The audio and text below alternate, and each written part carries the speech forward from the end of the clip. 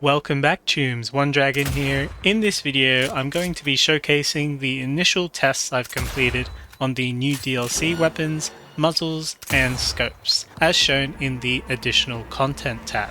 I've also done some early tests on the fixer rewards, testing weapons, and also splashing through puddles with the new vehicles to play around with the water physics. I also brought the new vehicles to the gang and NCPD chases in the open world. There's been a bunch of reworks and additions to ricochet damage, leading to anywhere between 200 to 300% additional ricochet damage depending on your weapon. So I'll be discussing how to implement that into your new build, which is pretty interesting considering crit stats and headshot modifiers have been nerfed. Before diving into things, in my last video I mentioned the increased attribute requirements on Comrade's Hammer and the power sniper rifles from 6 body to 10. However, Gorilla Arms have been changed to mitigate the increased requirements on body checks, providing 2 body points on the rare version and 6 body points on the legendary ones. This means you only need a minimum requirement of 4 points in body to use those weapons, providing you have the legendary Gorilla Arms equipped. As always, thanks to people in the comments for pointing that out. I appreciate you. First of all, you can purchase the 2 new DLC weapons, 4 new scopes, and 10 new muzzles at Wilson's gun store below V's apartment in Act 2. I eventually found one of the scopes in the open world, so I wouldn't be surprised if the new gear was available in containers too. Now keep in mind that the store is RNG, meaning that you will not have all of the upgrades present at any one time, and sometimes they'll be entirely absent. You can of course re-roll at the store. I re-rolled something like 30 times trying to get everything. For me, the epic sniper rifle scope was the rarest by far, but hopefully you get better RNG than me. Although the time skip wheel is cool, I believe the animation takes longer than the original time skip, so that's kinda annoying when you're skipping over 30 times to get one specific piece. For weapons, you're looking for the Guillotine, a power SMG, and the DA8 Umbra, a power assault rifle. Unlike crafted weapons, which seem to no longer be RNG, these are epic and can have RNG stats. These guns seem good for epic weapons, however, in the late game it's really hard to compare them with other weapons unless there's iconic or legendary variants. Regardless, I brought them and put them to the ultimate test, that is, bringing them to Don't Fear the Reaper. And despite not having the best stats, they were pretty decent, worth giving a go.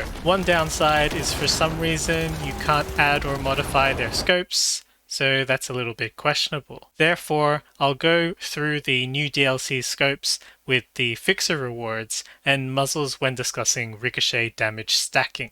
Alright, next we have the fixer rewards. On my level 50 save, I had all of the required missions completed, so the rewards were unlocked, and I was messaged by each fixer and given gigs to collect those rewards. Quite noticeably, there's no reward from Mr. Hands, the fixer for Pacifica, which likely points to more content for Pacifica coming up.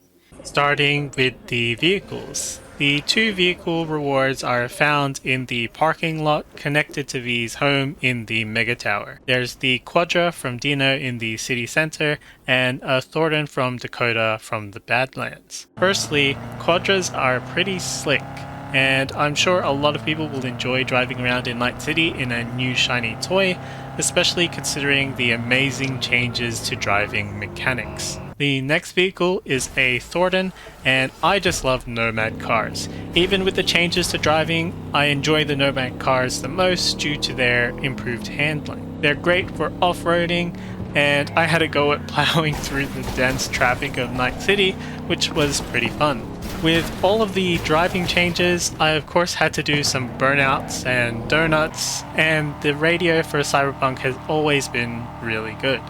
Listening to Maximum Mike's, voiced by Mike Pondsmith, talk about in-game conspiracies is always entertaining. I also remember reading a bit about water physics, which I never really cared about before this patch, so why not drive around in the water a bit?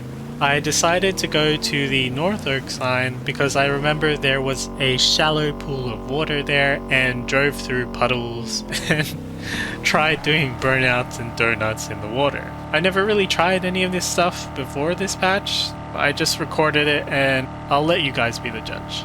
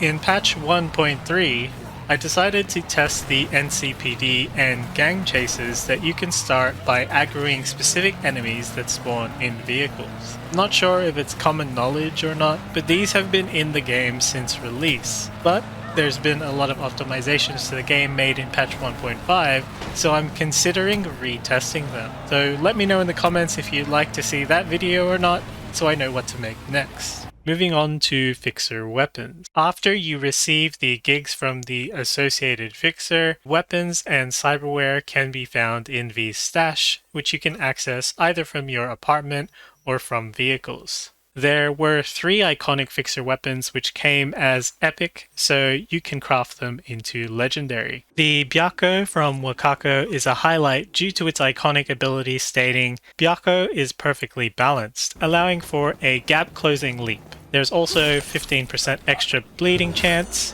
Obviously, the gap close makes it super strong if you have enough damage to dispose of groups of enemies quickly. However, if you compare it to other iconic weapons, Satori reigns supreme in the crit department, so rotating between different katana or maximizing your stats from other sources other than the weapon itself is highly recommended. Generally speaking, the decreased survivability in patch 1.5 means that you'll have to plan your pathing during encounters well and use cover thoughtfully. For the remaining tests, I reset my perks and removed a lot of my damage modifiers so that I wouldn't just one-shot everything. Next, the Bloody Maria from Reyes from Santo Domingo. At first glance, it looks weaker than something like the Headsman, but it also comes with 8 ammo as opposed to 4. Whilst testing, I decided to equip it with the Handyman Scope, which is one of the new scopes in the DLC. The added range helped with hitting enemies at a distance and looked pretty cool as well. Additionally, with the iconic ability of increased knockdown and dismemberment, it'll disable foes more frequently. For me, almost every shot that hit resulted in a knockdown, and I'm not even spec'd into body or the shotgun's tree at all. Taking a look at the last weapon from the fixers, we have Seraph from Padre or Sebastian in Haywood. Stats-wise, it sits in the middle of Kongu and Pride. Its iconic ability increases the chance of setting enemies ablaze, and while the enemies are on fire, bullets inflict additional damage. So obviously, mostly useful if you're not one-shotting enemies, which may be the case with the new crit nerfs. I decided to try the Seraph with the Kanetsugu scope and a Liger muzzle mod. The scope is on the smaller side, which is kinda nice if you are tracking bullet trajectory. Overall, I thought the gun was okay, although other pistols are pretty competitive with it. It might be exceptionally good against something that's weak to fire, or a boss that takes multiple clips and shots to take down. I tried the Jue on a tech precision rifle and a precision rifle, and I didn't like this scope very much because the dot where you're supposed to aim in the center is not very visible. On tech precision rifles, the original sights persists, and it's actually below the dot where you're supposed to aim, so I miss quite frequently. For the last scope, the Gaki, I used the Overwatch, and it looks pretty decent.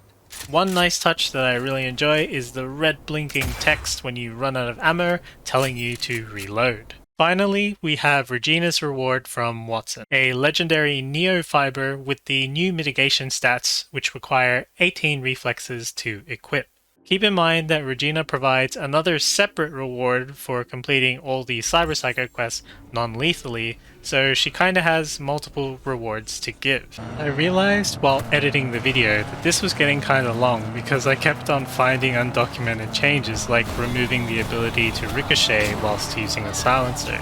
So I divided the video into two parts. The second part will go over all the new DLC muzzles and changes to ricochet damage, which has been buffed in 1.5. Thanks for watching, Tombs. The next video should be out sometime tomorrow. I'll catch you then.